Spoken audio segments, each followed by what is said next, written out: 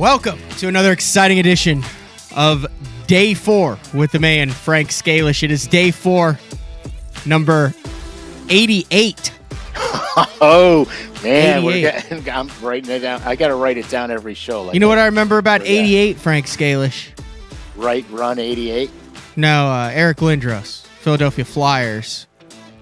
I was a big Lindros fan, aside from, also Gretzky and Yager growing up, but Eric Lindros was 88, and I was a young lad.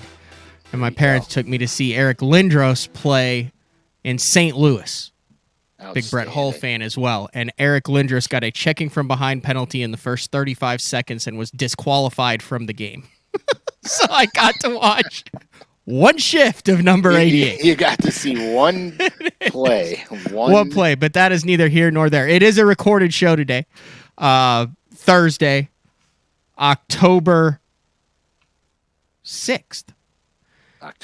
Currently, as this show premieres on the BTL YouTube channel, I am feverishly flogging cane piles for spotted bass in the Lake Hartwell Open. Outstanding. That would be fantastic. Looking forward to that. You sent me a picture of your arsenal. I'm working on getting the spotted bass arsenal together, and from all reports, should be a fantastic tournament. So looking forward to that one. But last week on Day 4, we kind of teased what today's show is going to be about. It's a multi-species extravaganza. Right, and don't go anywhere because this all relates to bass fishing. So don't go, oh my God, they're going to talk about, muskies. We're talking about a lot of things. We're talking about a ton of things. And I have a few little props put together. Yeah, little props. I like Day 4 props. Yeah, Day 4 props are exciting. Dude, you gotta try that forward-facing sonar minnow for yum on them spotted bass. Yeah, that should work. Dude, I feel like there's been a few that have been fooled on Hartwell by it. Perhaps by a man from Oklahoma in the recent year. It's a very dude. Those things look alive, man. They look good. I'm very excited because I'm getting everything in the boat is finally getting tweaked up, and I can start getting on Lake Erie again, and so I am like very excited to fish those things for some Great Lakes smallmouths. I'm really excited about it. Awesome. The other thing I'm going to do I'll talk about the other thing I'm going to do with those in a little while. Okay. Also, there is a correlation with how fishing for other species can enhance your bass fishing as an overall with some of the specials that are going on LureNet. Like we always do, we kick off the show with how you can hide purchases from your wife or significant other. Exactly. Just have this stuff shipped to work. I have had that. I had a buddy who's like, hey, package coming to your house. Exactly. 100%. Hey, why did you get 5 BB1s in the mail yesterday? Oh, that's for work. So remember too, because I forgot last week, the bundle packs, the 6-pack bundles are 20% off throughout the whole month. So I completely forgot that. The other thing I stuttered on was all the Norman Canary colors are gone, except there's a few left in the NXS. So if you guys want a really good fast diving plug from Norman, the NXS is super good. I think there's 100 of them left maybe, but all the other ones are gone for now. And I say for now because it's temporary. And then of course it's October 6th through the 12th.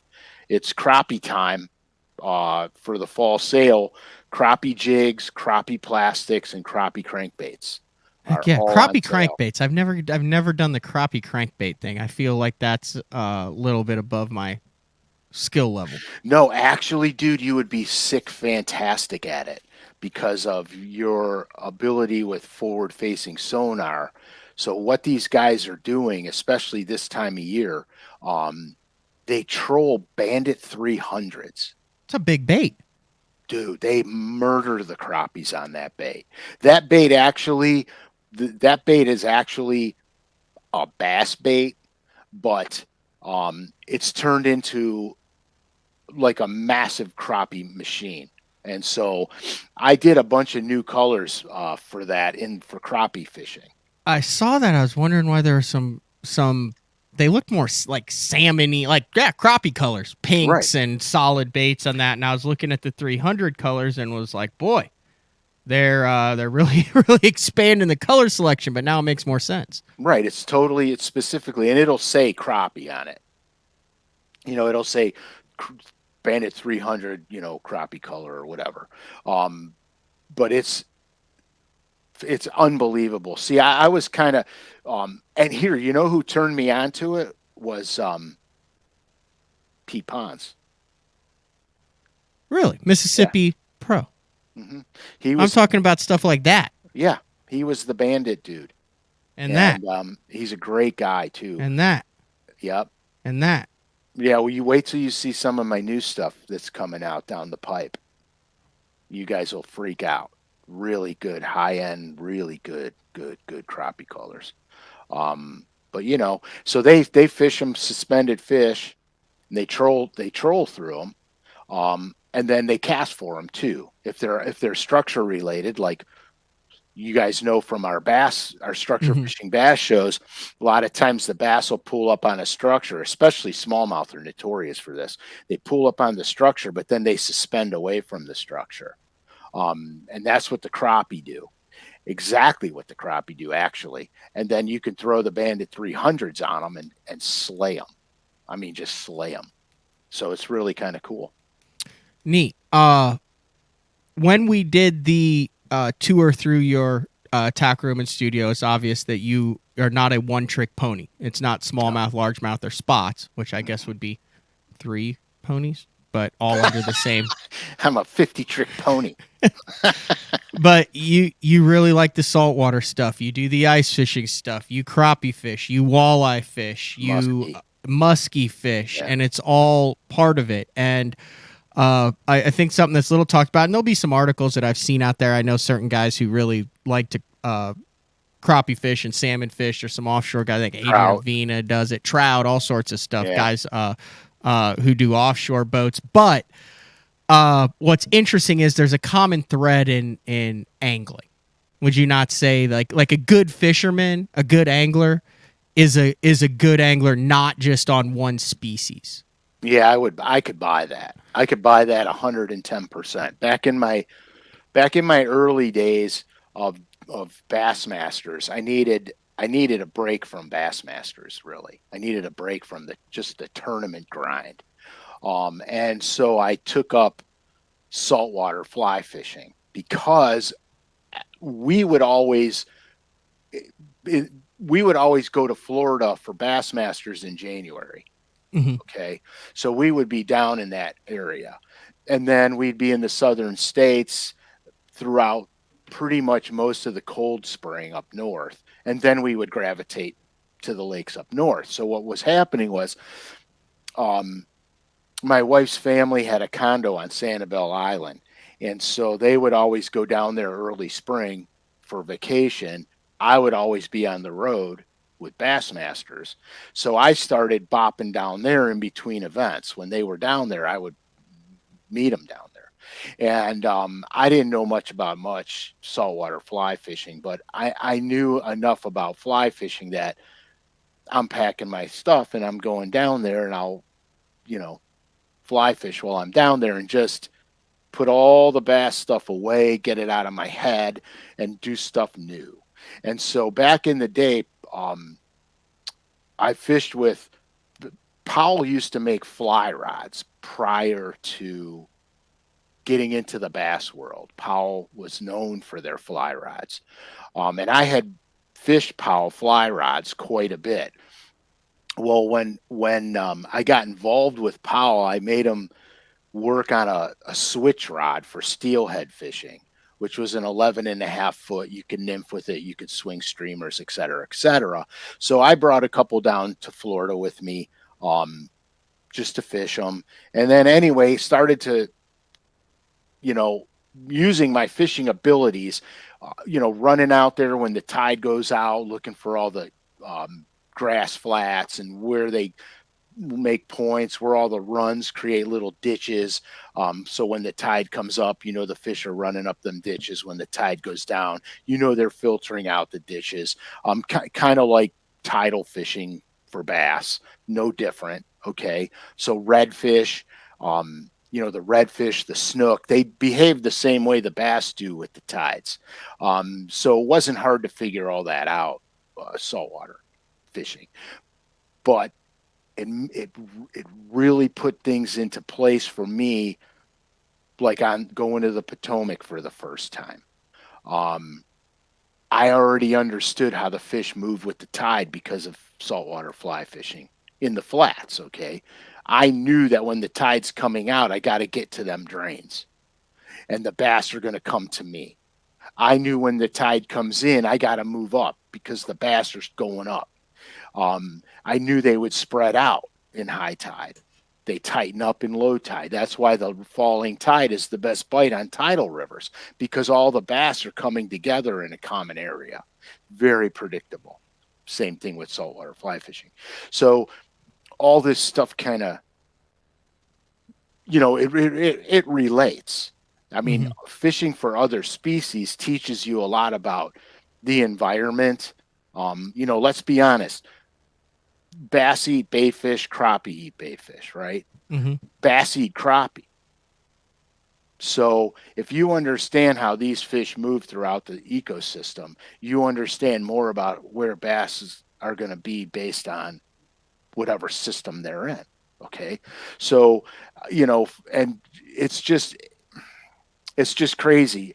The current fishing in the rivers, for example, like I love river fishing because current makes everything 10 times more predictable. It's way more predictable when you have current in a situation. That's why, we talked the last show about the Ohio River and stuff. Cutting my teeth on the Ohio River wasn't a stretch because of all the steelhead fishing and trout fishing that I did in the river systems. So everything comes together, I guess, when it comes to bass fishing. That's good stuff.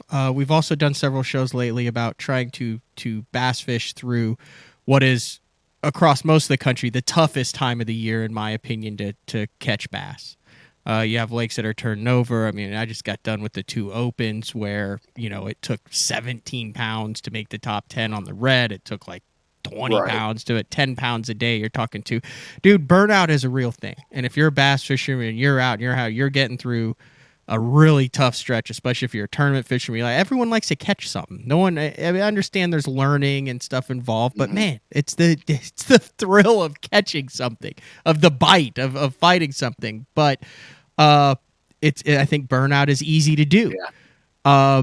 But the beautiful thing is there's more species than just the bass, and there's always a species that's going then. That's the peak time for them. And as long as you are able, like you said, you kind of rejuvenate like you would do down in Florida and go catch them. So more so than like a tips or tactics show, I think this is kind of like a resetting show and how you can stay with your passion and rejuvenate yourself for another year of bass fishing through all these other species. And that's kind of what we're going to walk through today, are the other species and what you've learned. Right. Like we're going with to the title thing. Right. Today's going to be a reboot.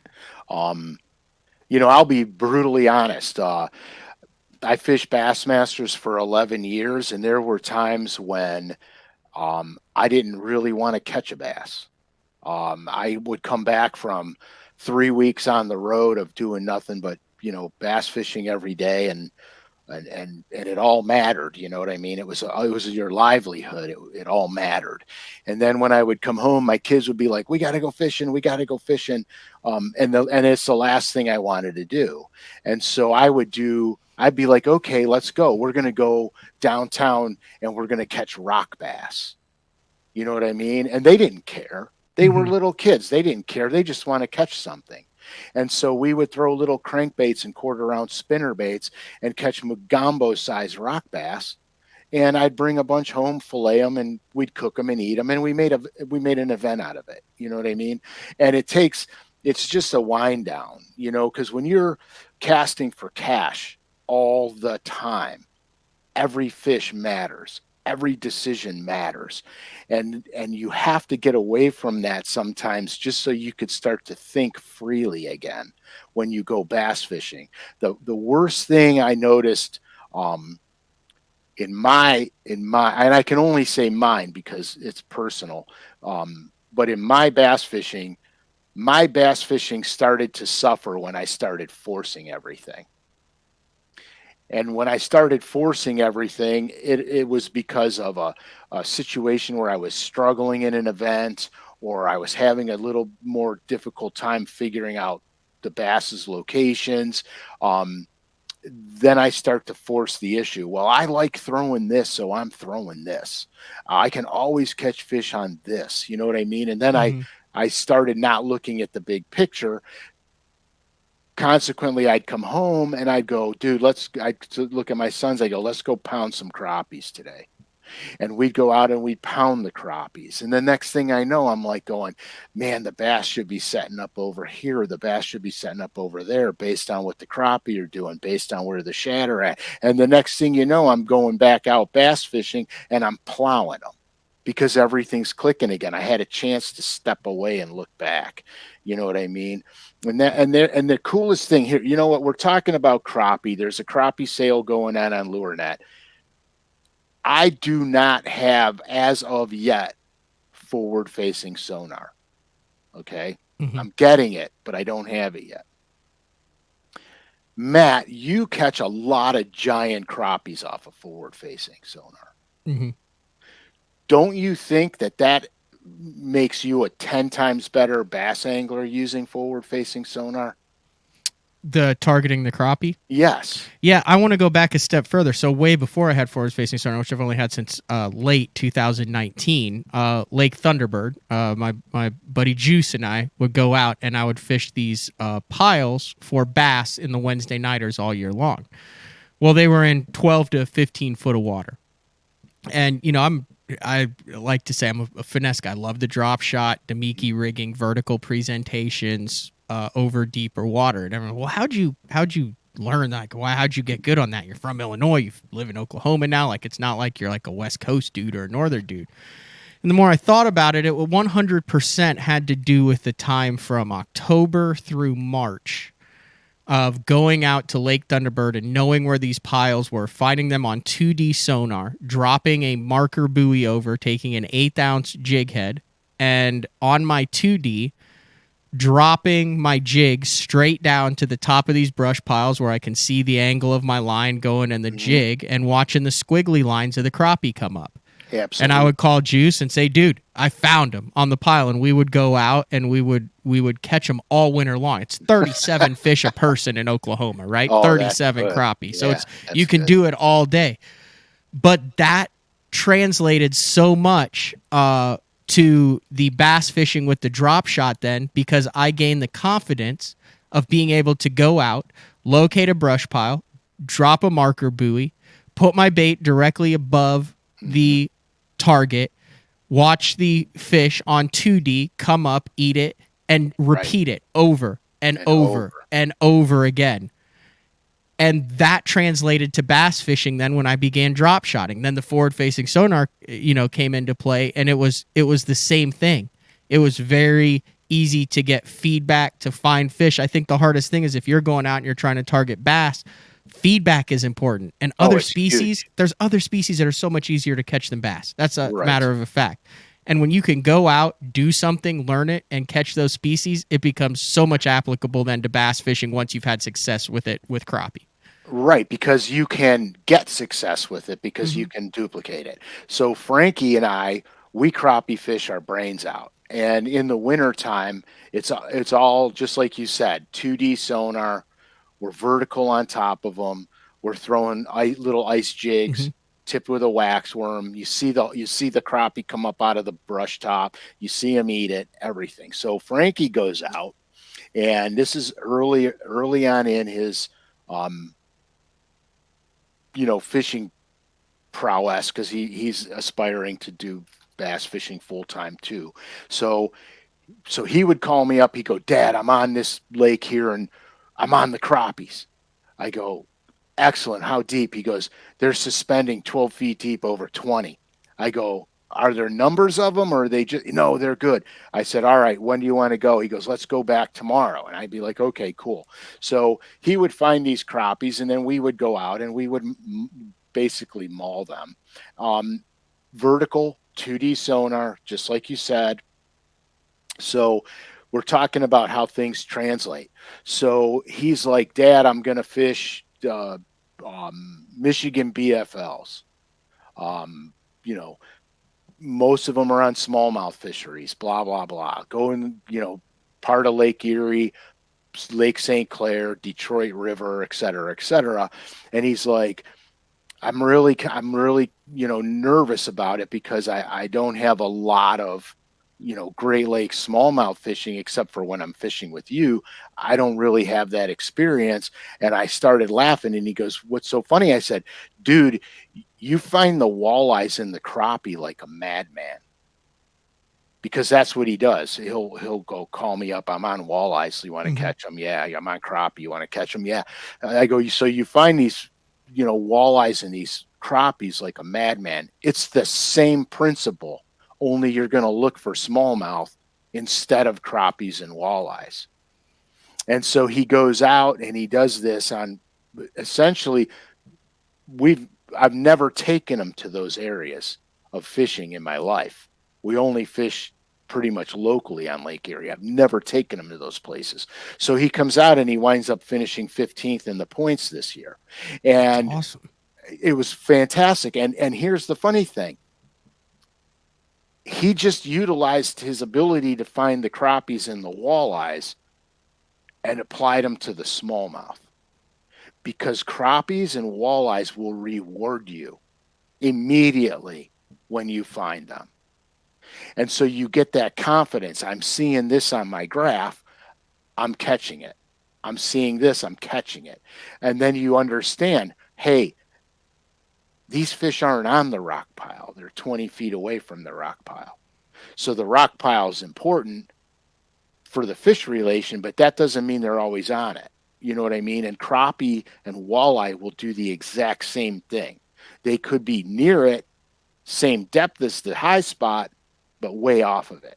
And so he got that confidence doing the crappie and the walleye to go target smallmouth. And truth be told, I've never brought him up there to fish. He's never been up there. And so it's the other species that gave him the confidence to know what his sonars was telling him. You know what I mean? And that's to me, I think if you now look, everybody, you don't all have to fish for everything that swims. It's all personal preference. But for me, it always helps me. Always helps me. Yeah, I agree. The other thing that really has stuck with me for crappie is whether you are above or below the fish. And I think that is 100%. With walleye too, because crappie typically feed up. A lot of active bass. Now you can get bass that'll feed down, but majority of the time they'll feed up, and it's very easy to understand, especially when you can see them on your graph or you know what depth they're at.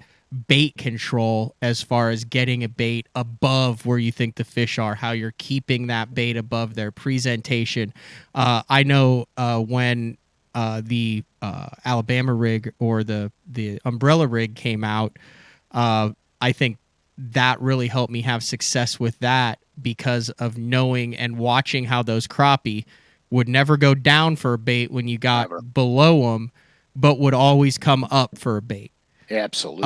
And it was the same thing when I started going with 1/8 ounce heads and making sure that bait, the umbrella rig stayed above the bait, because those game fish are way more likely to feed up. Well, I had seen all that feedback on 2D on the crappie that were way more willing to come up for baits instead of when you got it below them, applicable to the bass as well. And my catch rates with the umbrella rig went through the roof when even if it was 38 to 42 degree water, you're having fish in 10 foot of water that are coming up to 6 or 7 foot to eat a bait that's above them instead of get below them.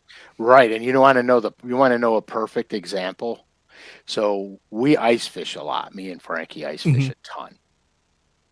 So one day that we got on a pile of crappies, and so with ice fishing, what happens is they move and then they come back, and they move and then they come back. So you're predicated to a couple of holes that you drill in the ice on or near a structural element. As long as you have fish moving through your holes, you can catch them. So they might disappear for 10 or 15 minutes and then they come back because they're just in an area and they're just milling around. So we had a contest one day. You put the depth lines on your graph. So you have the depth lines. The crappies would come in and we would raise our ice fishing lures higher and higher and higher to see how high we can get a fish to come and bite it. Okay. So the one day, I think the farthest we would get them to come up for it is 5 feet. So right under your feet. Right. So we would see the fish drop down on them. It would start to come up for it. We would lift it and he'd come up and we would lift it. And we would keep doing that until they would peel away and go back down. Okay. And so we were getting them to commit. Literally, you could almost see them through the ice hole before they would peel away and go back down. And it was the funnest thing, but it also is a learning experience too. On the fish have a threshold too. So when we talk about jerk baits and everything, suspending jerk baits for bass, right? Some jerk baits go down this far, some go down farther, some go down even farther. So when I took a 24A bomber, which was a walleye lure, made it suspend so I can keep it down 11, 12 feet, I did that for a reason, because when I was jerk baiting over 15 to 25 feet of water, the bass weren't committing to jerk baits that traditionally ran shallower. So I knew that there's a certain distance where they're not going to come up for it. I had to get below that so the bass would come up and get it. And see, so all this stuff that we're talking about with other species, this is what clued me in onto the range. So there's a range. So I altered a bait to get me down so the deeper fish would come up to eat the jerk bait, because a lot of times you could trigger a bass bite on a jerk bait better than you can on any other lure, because it's like a cat playing with a toy. You're teasing him to bite, but if you're above his threshold where he's not going to commit, you lose the game. And the only reason I knew that was from ice fishing for crappies, basically. That the fish they're going to leave at a certain point. They're not going to commit. And so that's another very important thing that I learned about bass behavior through another species, basically. I know on Lake Fork also back in the early days, like Kelly Jordan was one of the best at differentiating between big white bass and catfish and largemouth down there with the spoon. I ran into this at the Chesapeake Bay. I got into a backwater. I actually found a brush pile, and it had big marks all around it. This is during official practice, Frank. And I said, those look like crappie to me. Well, the only reason I knew they look like crappie was because I've seen a lot of crappie on my graphs. So I flipped a jig in there a couple times. I flipped a drop shot in there, and they would react to it, but I couldn't get them to bite it. I did this in official practice. I've done this before. I dug around in my boat, and I took the back 1.5 inches out of a hand-poured worm and put it on a 1/5 ounce Ned head, tied a loop knot, put it on 8-pound test, got over it, dropped it down, shook it twice, said, yep, they're crappie. It went donk, and it was a 14-inch crappie. Oh, nice, dude. And I reeled it in, and I dropped it back down. Donk. And this time I let it sit down there. I've got it on in practice. And I watched it all, and they all looked the same. And I said, okay, this entire brush pile, instead of trying to figure out or think it was bass or save it, was able to tell in 5 minutes it was crop. Now, I wasn't catching anything. I ended up catching like a dozen just for fun. But well, you have to. In like 15 minutes, like real quick. But it also then, when I was able to go around and find other things, I was able to know what those fish were on those structures. Same thing at Cherokee. this past year, a lot of roaming fish, a lot of offshore fish, and a lot of them were hybrid stripers. But I was able, because I've spent a lot of time fishing for white bass and targeting white bass and seeing how they behave and what they look like when they're schooling, I was able to determine whether those were smallmouth, largemouth, stripers, or hybrids pretty quickly, and it saved me a lot of time. Right, because you're not wasting time fishing for something you can't weigh in. Yep. It's perfect. It's perfect. So I mean, there's a lot to other species of fishing. Like I catch a lot of muskies, especially up here, bass fishing, tons of muskies. And I used to get completely and thoroughly annoyed when I would hook a muskie because you have to fight them. You're using bass tackle. They're 48 inches long, and you're Mm-hmm. battling them out, and then they trash every lure you own. And it would make me out of my mind. Then I decided that actually I love catching them, so I'm gonna actually target them. I'm gonna actually like legitimately musky fish. And so I started musky fishing and actually love it. It's to me it's a ball. I don't use musky tackle. I don't use the big lures. Um, I fish for them with my bass stuff, but I'm learning how to catch them. More importantly, I'm learning how to fight them without steel leaders, without big line, without heavy equipment. And it's funny because with the steelhead fishing with the fly rod, you're catching, 8 to 13, 14 pound trout on, 8 pound tippet material. Saltwater fly fishing, same thing. You're catching these giant fish, you're fighting them, you're going crazy. Muskies, same thing. Um, when I hook big bass, it's not even a panic. I just fight them and land them. Um, I know what the equipment can do. I know how to tire them out faster. By changing directions on them, letting them fight against the rod instead of fighting against the line. Let them fight against the rod. You're less likely to break them off. That's why you guys always hear me talk about thumbing my bait casters. Mm-hmm. I always thumb them. I never rely on the drag of a reel. The drag of the bait caster is my emergency. Like if I screw up with my thumb, the drag is the emergency. It's set below the breaking point of the line, but I don't rely on it. I rely on my thumb.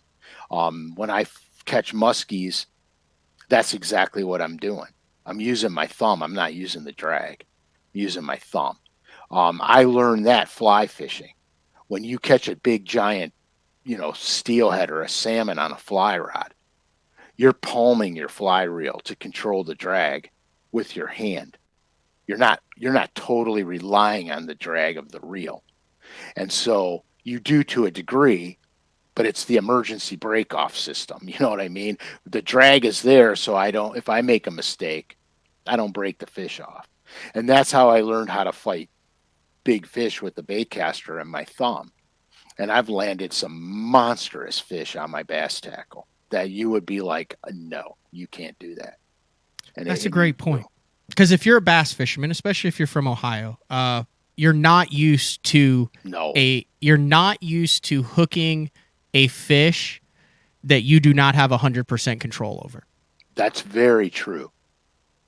I have ran into this in my exploits, and I'm sure you did too. You go down to Falcon, you go down to Florida, you get on Gunnersville. You're dealing Amistad. You're dealing with fish in a 6 to 10 pound class range. That if you just bass fish and don't exclude, you maybe are in that situation 3-4 times a year. If you're not from there, if you're from that, and it is a weird feeling not having control over a fish.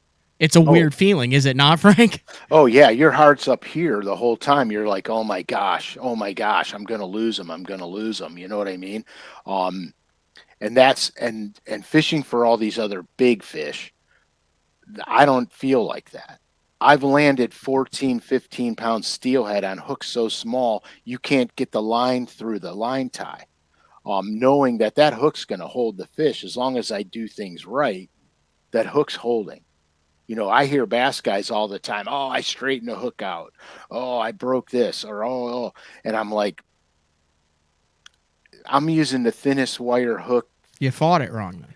Right. I'm using the thinnest wire hook steelhead fishing, and I've never straightened a hook out. So I don't understand. You know what I mean? If you got to fight, let the rod fight the fish, not you fight the fish. You know what I'm saying? And it sounds weird, but it's the truth. So we were on Texas one time. We were on Toledo.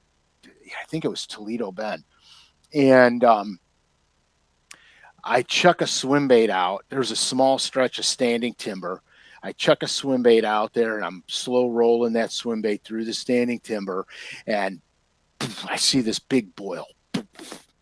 So I pow, and the hook comes flying out, and I have no swim bait on it. I look down, and I had a flipping stick next to me. I pulled the flipping stick up, and I pitched the bait out right into the middle of the boil, and my line goes, so I crack the fish, and I'm in all the standing timber. I crack the fish, and it's fighting. It's a big bass, and I'm just like standing on the front deck. I'm not even reeling him. I'm just letting him fight his way out of the timber. I get him out of the trees into open water, and it's game over for the bass. I got him, and I'm just standing there letting him fight. My non-boater's losing his mind. Oh my god! I'm like, dude, relax. I got him. He's not going anywhere. You know what I mean? I reached down over the side of the boat. I grab him. It was an 8.8. And it was like, I knew he was big. You know what I mean? But I've landed way bigger fish than that on less tackle.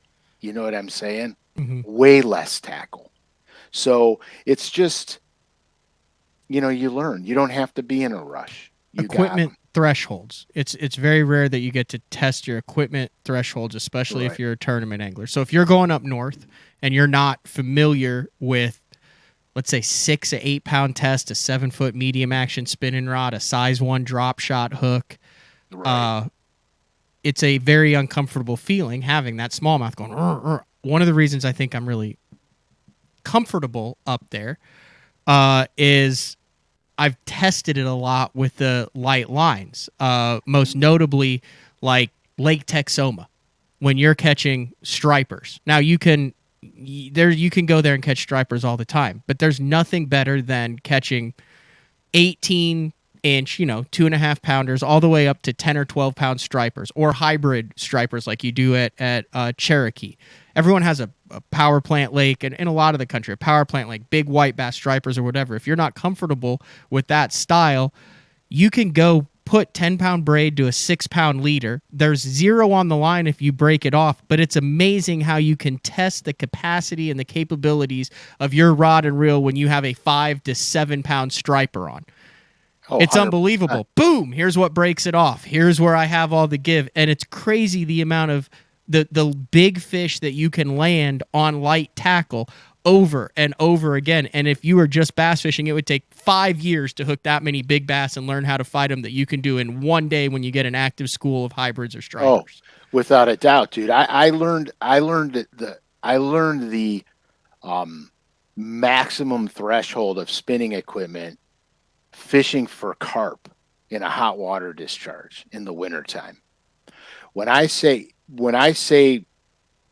carp, I mean their head is in my chest and their tail's on the deck of my boat. Big, giant, 4.5, 5 footers.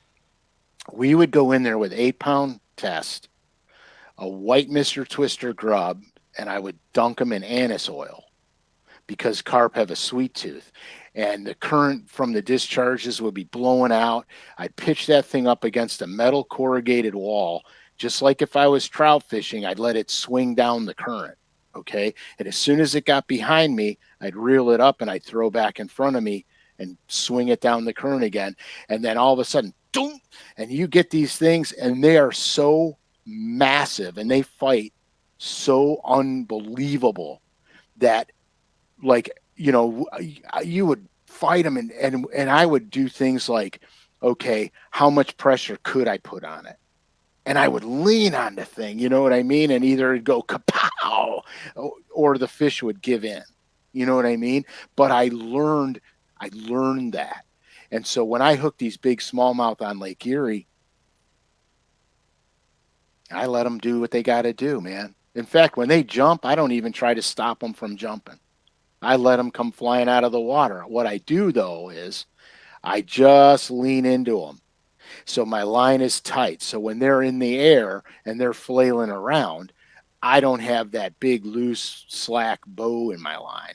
Hmm. So I'll let them jump and I just hold them and let them jump. As soon as they hit the water again, the fight's back in. You know what I mean? All this is because of fishing for other things, because trout are the same way. I said, how come we always, as bass guys, we bury the rod all the way to the handle. We don't want them to jump. And when I'm steelhead fishing, I have a 12-pounder jumping, doing cartwheels out of the water. My fly line is everywhere. Okay. It's everywhere. And they never come off. So I realize that there's drag on that fly line when it's laying in the water and that fish comes up. There's so much drag on the fly line, it's keeping pressure on that fish. So that's when I realize, as long as I keep a little tension on them when they jump, I'm not going to lose them. Same thing with my crankbaits. I let them jump, let them come flying out of the water. I just keep the line taut on them. I don't give Hmm. them slack, and I don't lose them. So, Plus, it's fun, and it gets back to the joy of fishing. I mean, well, dude, dude, it's a you go out blast. and fish, and if you bass fish in a tournament, you fight a fish for like 3 minutes a tournament. If you're in a Hmm. bass fishing tournament, with heavy line and 2 to 3 pounders, I mean, it's the whole thing is whack, whack, boom, in, done.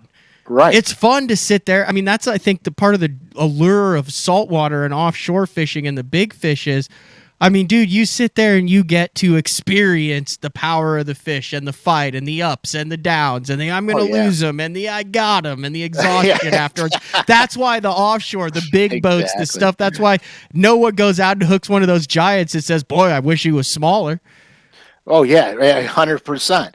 I mean, here the muskie fishing. Okay, um, like I was filming one day, and I raised a couple muskies, and I said we gotta move. There's too many muskies here. We're not going to catch enough bass. We got to move. So I move, and then I make a long cast. All right, and I'm reeling this. I'm catching them square billing, and I reel the square bill in. I'm reeling the square bill in, and I get past all what I'm fishing. And you know how when you get past the goods, you burn it back to the boat, lift it out Yep. of the water, make another cast.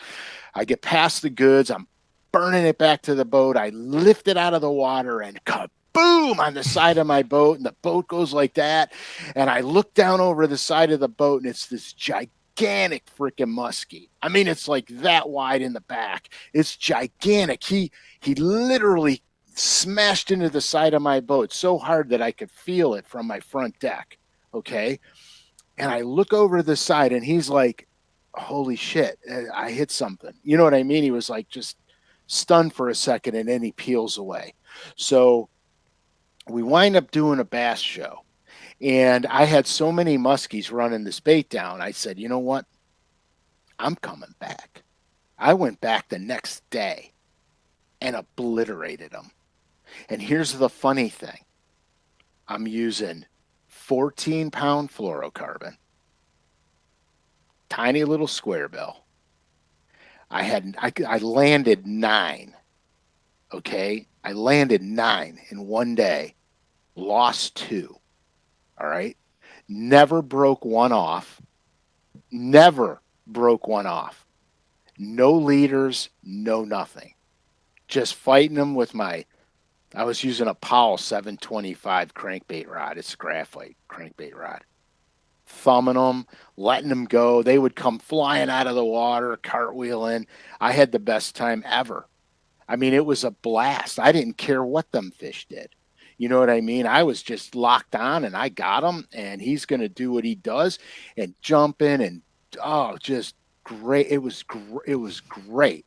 And I'm like addicted to it. I Hmm. catch them deep cranking all the time. There's a lake in southern Ohio dude, when they're offshore, you catch them. And so I catch them offshore over there, deep cranking. But there's nothing more exciting than catching them this far below the surface. You know what I mean? Hmm. They're just ballistic. And it's a ball. It's a lot of fun. And I haven't broke one off yet. Oh, now I'm gonna screw myself You're for gonna break Friday. off them all. Yeah, you're gonna break them all off on I Friday, know huh? now Friday they're gonna choke on it, and then it's gonna be the end of it. Um, what's interesting to me also is on how other species you can learn from them during like weird weather events too. And I learned about shad kills a long time ago. Actually, blue cat fishing. Oh yeah, dude. There's a lake around here that's really good for blue cats. And my buddy, I was going to film a show, little deal, and he's like, "Dude, we'll fill the boat." And we get out there, and he calls me. He says, "It's going to suck." And I said, "Why?" He goes, "Because it was warm. It's super cold now." He said, "There's going to be a shad kill." I said, no, it won't be that bad." Well, it was like glitter, right? Oh yeah. And we found some. He netted the shad. We were in his boat. He knows where. He's very good out there, very talented.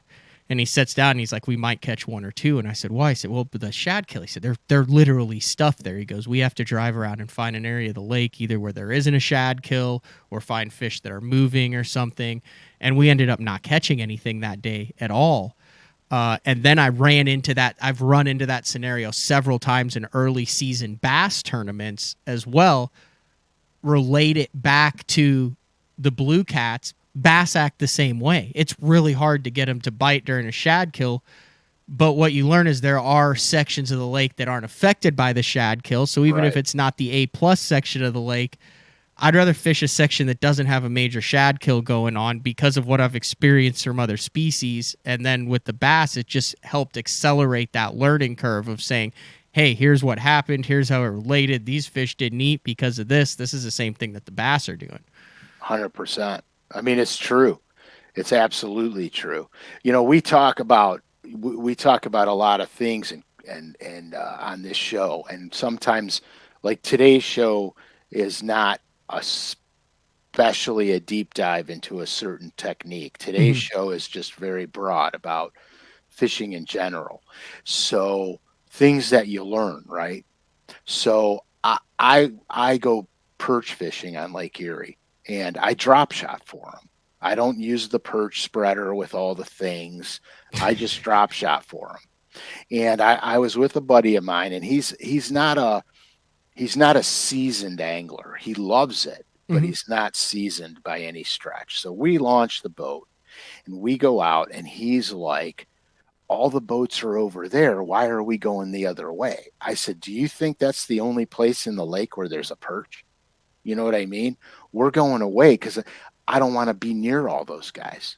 So we're going to go in a different place and we're going to look for them. So I know that there's certain times when the mud flats are really good because of all the bugs and stuff that come out of the mud flats, and the perch feed on those little tiny shrimp and you know little bugs that come out of the mud. So we go over there, and I drop my trolling motor and I start trolling motor around, and he's like, dude, what are we doing, man? I said, take a deep breath, man. When we find them, we're going to slaughter them. And so sure enough, I'm trolling motoring around, and they stack vertically. They look like just Mm-hmm. like that. So I go, oh, there they are. Drop the drop shot down, got them, fight them, reel them in. So I had taken these. Um, I remember, the floating fly for that we fish in the cold weather for Yeah. for Yeah. smallies Yeah. and Yeah. stuff. Floating fly. So I had made drop shot hooks to look like the floating fly. So if they took my minnow off the back of it, I still had a minnow, Mm-hmm. representation there. And so I was catching them on basically on a floating fly, but not with the jig head, just tied on a hook. And I got to thinking about that. I'm like, man, I can make flies like that for drop shot and for smallmouth. then I wouldn't have to change soft plastics every 5 minutes. So I made some, and little prop. We got little props today. So I made some, and I talked about these these drop shot flies for smallmouth in another episode. So I got some so I could show them to you guys. So that's my emerald shiner pattern right there. Gorgeous. Okay, so you can see it's translucent. Okay, it's got the gut bag that I like to put on there so much. It's solid, right? And then it's translucent as it goes back. When the thing gets wet, it really teardrops. It really makes a good teardrop, and That'll be it's a great good screenshot for the lead of the show right there. well, me sucking on a fly.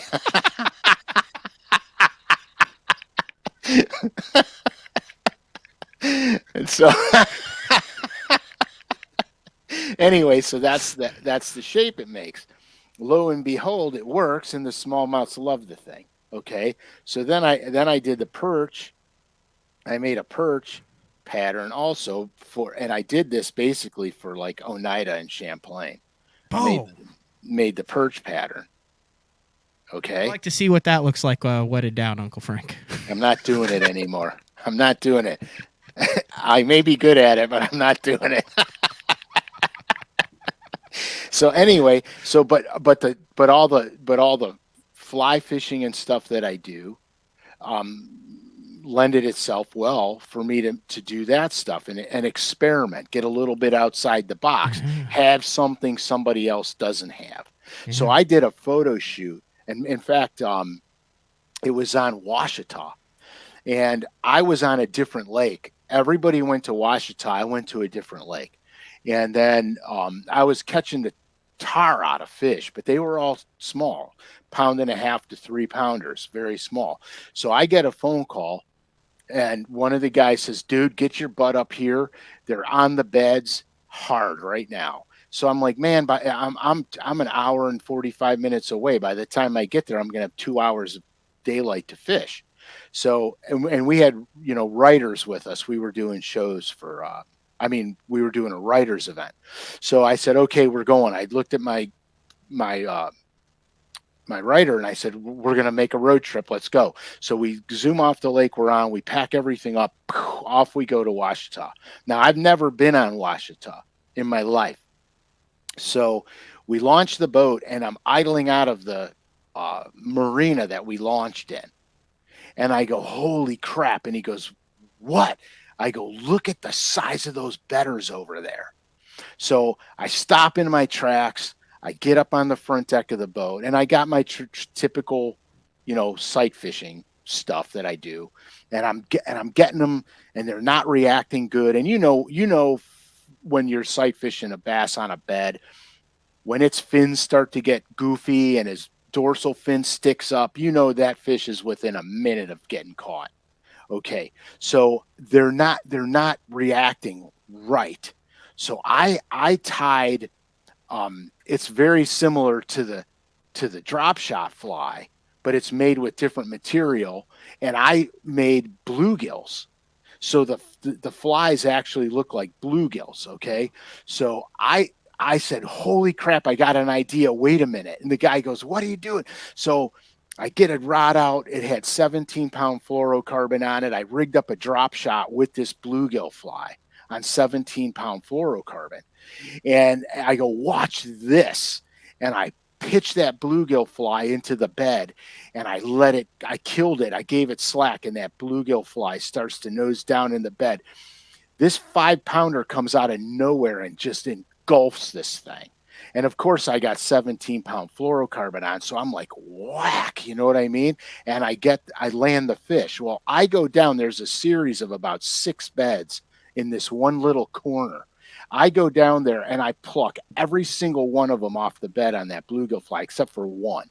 One of them I couldn't catch. He just wasn't a catchable one. Dude, it was... And the guy wrote the whole story. It was in Bassmasters. It was either in Bassmasters or Bassin about this fly. And basically that fly I tied was an imitation of a Enrique Pugliese saltwater fly They tied a pilchard out of this puglisi fiber. Okay, it holds its shape really good. In fact, it holds its shape good enough you could trim it with scissors. So I made them bluegill shaped. Dude, it was twisted. It was twisted. So that was always one of my secret weapons when I sight fish was the bluegill flies. That's fantastic. I feel like the Whopper Plopper is kind of a crossover bait. The Absolutely, Alabama rig's a crossover bait from saltwater and striper trolling. 100%. The Alabama rig is a crossover bait. There's so many baits that are I think Larry Dahlberg with the Whopper Plopper, that was whatever. This current iteration of the Whopper Plopper was designed mainly for muskie. Correct. It was. There's a lot of crossover baits that people don't understand. Right. And well, hell, I mean, look at the cotton cordell pencil popper. Stripers, right? That's a striper bait. Saltwater striper bait. 100%. So was the redfin. The redfin was a striper bait. That's interesting. One of the things that I do want to wrap up, and you've mentioned it, we've mentioned it throughout the show. I know you're big on steelhead. I know you're big on trout with the fly fishing.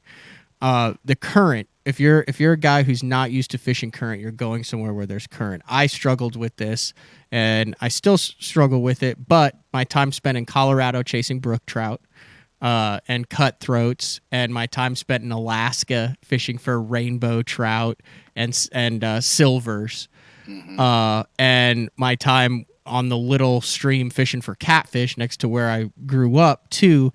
It seems like current is very predictable, and regardless of what species you're targeting, there are certain truths with current that can relate. So then when you have an event like a Steve Kennedy below the Pickwick Dam, or an Alabama River Edwin Evers event, or any of those crazy river events, there's certain guys who just get it. And I'm like, well, those are guys who fish for a lot of different species, and current is very intimidating, but also very predictable and educational with other species. And you probably know that more than anybody. What are some basics on current that anybody who has a stream, river, whether it's a creek chub, bluegill, trout? Right. So the first thing you got to understand with river systems is you have to understand what can cause an eddy, which is a current break. I've seen steelhead sit behind a boulder the size of a baseball in current so strong I could not wade across the river. And they sit behind this thing and they don't move an inch. They're not even fighting it. Every now and then you'll just see them do that, and then they go, and the rock is that big. Okay, size your fist. Yeah. So what happens is the current hits the rock. It goes up over the rock. Because the rock is this big, the current break behind it might be that big. Mm-hmm. You know what I mean? So what I learned is that the smallest thing can create a current break. Then I see how the fish relate to the current break. What I didn't know until I started fly fishing, for steelhead and trout, there's also a current break in front of a big boulder. There'll be a current break right in front of the boulder. And a lot of the aggressive fish will sit in front of the boulder. And everything that gets washed down current, that's what they're feeding on. Your non-aggressive ones will take refuge behind a big boulder. You talk about that all the time with smallmouth on the front edge of the current break, that's 100%. Where you're always going to start. 100%. But you can't visually see it. But if you're stream fishing for it, you can actually see the dang fish in front of the rock. Right. And you can't believe they're sitting there. You just can't believe they're sitting there because the current is, we're talking current here. And they just sit there like there's nothing it's nothing. They just sit there. You know what I mean? And then you swing your streamer and you have your streamer swing by them. So if this is the boulder and the fish is here and the current's going this way, you swing your streamer so your streamer starts to swing and goes in front of the rock like that. And as soon as that streamer starts to make that turn, that fish comes up and smokes that thing. Mm-hmm. And so that's the other thing I learned is that when I'm fishing in current, my boat position how I want that boat to be positioned. I'm always casting upstream, bringing it downstream. I'm very rarely in my bass fishing days, if the current's going that way, am I casting against the current? Because in nature, fish will use current. If you've ever seen, I've seen fish position themselves. They're upstream and they let the current push them back, and they go back, and then they recorrect themselves and they get back in shape. It's on the White River. Right. Oh, dude, I that's my bucket list. I want to fish for brown trout on. You've that never? river. Oh, dude, I've done it like 3 or 4 times. Yeah, When the elites are there. Oh, it's freaking awesome. I caught him on a rogue. Yeah, they kill them on the suspending rogue over there. Yeah. They kill them on it. In like 2 foot of water, you'll see the browns. They do that. They slide over, they get behind something, you get a series of rocks with that, and you jerk, and then they come out after it. Right. I will say, if you're not around steelhead, trout, anything like that, like I grew up in Central Illinois, I fished Stevens Creek, nightcrawler, gold Aberdeen hook, And a split shot, carp, drum, bullhead money. catfish, sunfish, occasional bass, creek chubs, all of it. Yeah. But like, if you're going out using other species like that, immediate feedback, then you go to a place like the St. Lawrence, you go to a place with a river, and you can take something of a nightcrawler fishing from the bank like that, where you get bit, you get on that 3-mile-an-hour current. And even though you don't know what the hell you're doing, so much easier to understand when you can relate it back to, hey, here's what it felt like. Here's the drifts. Here's the areas where I got bit. And those deals with a head of a nightcrawler on a split shot, bite after bite after bite after bite. Right. And it's unbelievable because you understand more how they relate to the current and how they move in the current and where they're going to go. When they're aggressive, where are they going to be in that current? When they're neutral, where are they going to be in that current? Yeah. And that's the coolest thing about it to me. I'm fired up. I want to go catch all these different species now. Oh, dude, I'm like a maniac. If it's got fins and eyeballs, I'm fishing for it. One more thing, and this is also key, and I know you mentioned the perch, but when the bass are on the bluegill beds, I spend a lot of time fishing ponds for red ear and for sunfish that are spawning. Mm-hmm. And visually sitting there 2 foot down and saying, that's what a school of spawning bluegill look like, and then going to Florida and seeing spotted bluegill, or going to Pickwick and seeing bluegill beds and stuff. Right. When I fish that, I'm like, dude, I know what it looks like down there now. It's not just this weird thing like, what do you mean the bluegill are spawning? Like, I know what they're doing with their little circles in there, and how you've got a male and a female, and how they're aggressive, and how there's one in each of the little deals, and how the bass sit on the outside. Because on the pond, you can sit there and look at it, and they wait for opportune times. I'm visualizing what's happening in big tournament situations based on me going out and catching a bucket full of red ears. Yeah, because there's a lot of bass tournaments that are predicated around the bluegill spawn, and the bluegills don't spawn once a year. They can spawn 2 to 3 times a year. And there usually is a second bluegill spawn, especially on Gunnersville. I learned that on Gunnersville. I was there one time and they're like, yeah, we're fishing the bluegill spawn. I'm like, what? The bluegills are done spawning, dude. And they're like, no, they spawn in the summer here. And sure enough, you side image it, you could see it instantly. Because they're not like bass beds. Bluegill beds are right on top of each other. All looks like a bunch of contact lenses. Honeycomb. Yeah, it's just like a bunch of contact lenses all on the bottom of the lake. Bass beds will be one here and one there and one here and one there, and they're random. You know what I mean? But the bluegill beds are like you spot them a mile away. It's fantastic, actually. Very cool stuff. Fish. I do too, man. I got my crappie box here. I wasn't even gonna pull it out. Let's see what's in it there, Uncle Frank. But that's the crappie box. So here's the deal. So here's something I started doing. My kid's gonna kill me. Here's something I started doing a couple years ago. I want to catch big crappies, and here our crappie fishing isn't like what you guys got down where you're at. Like a big crappie here is a 13-incher or a 14-incher is a really good crappie. So ordinarily I'll have a road runner or a little jig That's like a with a Jimmy Houston bait that he made famous. yeah. I'll have a Roadrunner or a little jig with a Bobby Garland baby shad on it. Yep, that's a So that's staple my here. jig head with the Bobby Garland baby shad, and my Roadrunner. I gotta have one rigged up here. Little kicker blade on the back for a little bit of flash. Yeah. So anyway, I got one here. So anyway, so with the Roadrunner, I do the same thing. I put the Bobby Garland baby shad on the Roadrunner, and this is how I fish it. Okay. And it's fantastic for us because a lot of our crappies, are, 9, 10 inches for the most part. And then every now and then you get into some big ones. Well, I learned that I could start targeting bigger crappies. So what I did was I took the little pulse minnow, the Yum pulse minnow, and cut the head off of it and put it on the Roadrunner.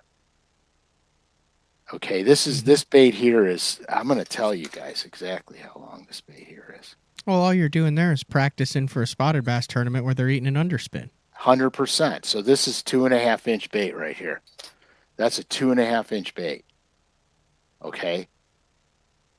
Slaughter the crappies on this thing. And I catch the walleyes on it too. On these inland lakes, when the walleyes get into the grass beds, forget it. So when I go to the spotted bass lakes, I'm dialed in. I know exactly what I'm doing. You know what I mean? And I even throw that Roadrunner setup on some of the spotted bass lakes too, because that becomes more of a subtle approach for the spots. But here, I would never have thought about that unless I was crappie fishing. You know what I mean? And that Roadrunner catches a ton of spotted bass. I mean, a ton.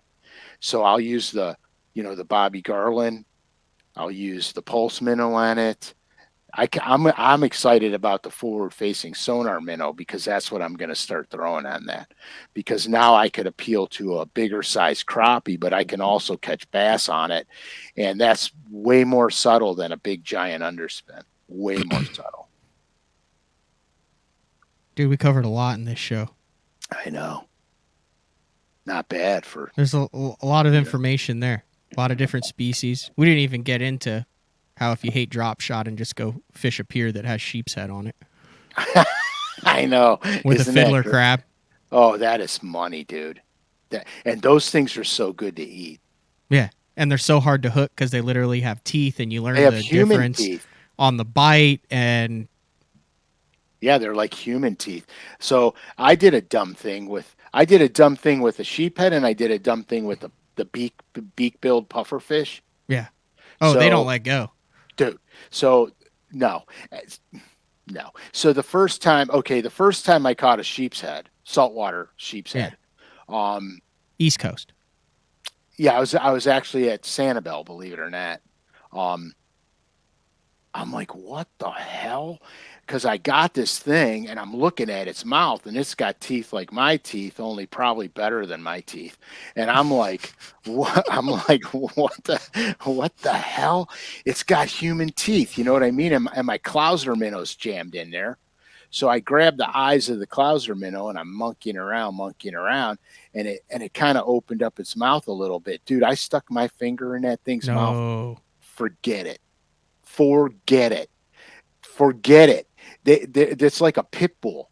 And I they eat barnacles. Oh, dude, it lit me up, man. I was like, holy crap. But it's a cool fish. I mean, it's a really cool looking fish. And then I did the same thing with one of those the pufferfish with the beaks on them. I couldn't get my fly out, and I was just being real ginger like that. And I went in too far, and he got me and took a chunk of meat off of my finger. But yeah, that's stupid, but it was fun. That's good stuff. If you want to get in on the crappie stuff, once again, this is the week for fall. What is it called? It's the Fall in Love with Fishing sale on lurenet.com. And this week, October 6th through the 12th, it's all about crappie. And the 6-pack bundles, 20% off. So don't miss out on that. Those bundles are sweet because you get them below retail. I mean, You can't beat it. Oh, and Uncle Frank, all capital letters. Uncle Frank, one word. Powell Rods. Go to their website. All right. You had to catch one fish, not a bass, for the rest of your life.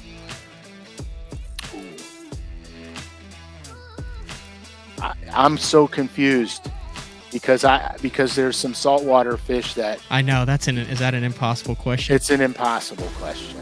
That's fair enough. You don't have to answer because once I ask it, I knew that I was going to answer it, and I can't answer it either. That's why there's more than one species. That's right. And that's why there's more than one way to catch them, and that's why there's been 88 day fours. And that's why we'll be back with 89 day fours. That's right. Soon to be 89.